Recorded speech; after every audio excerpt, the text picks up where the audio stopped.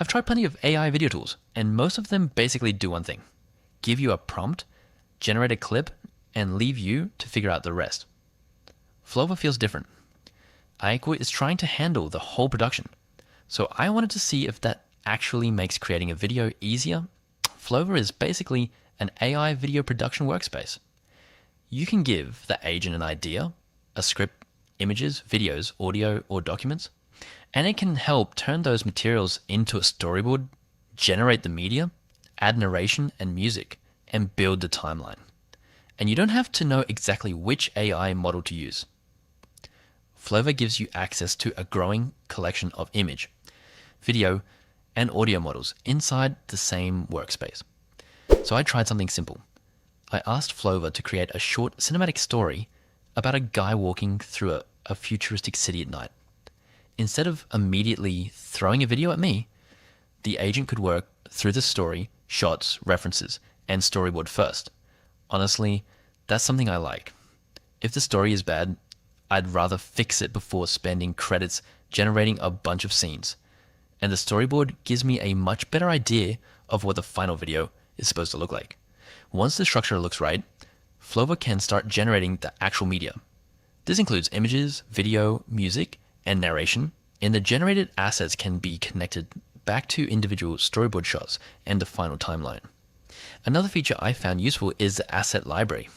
You can save things like characters, shot designs, music, and other media and reuse them in future projects.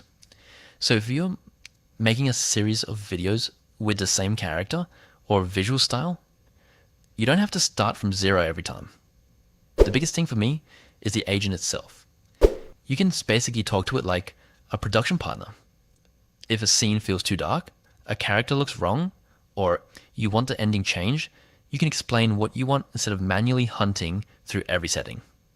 Flova has also added more direct timeline and canvas controls, so you're not forced to let AI make every decision. You can still trim clips, adjust media, and work directly on the timeline. There's one thing I'd watch closely: credits. Flova uses credits based on the model, duration, resolution, and generation settings. Higher quality video can therefore get expensive if you're generating and regenerating lots of scenes. So I wouldn't blindly generate everything. I'd plan the storyboard first and then spend credits on the shots that actually matter. After using the workflow, I'd give Flova. It's not necessarily the tool I choose just for one amazing AI clip, but for building an entire video from idea to storyboard, visuals, audio, editing, and export. Flova is genuinely interesting. If you're making YouTube videos, short films, ads, cartoons, or cinematic stories, I'd definitely give it a try. Like, subscribe, and turn on notifications for more honest AI tool reviews.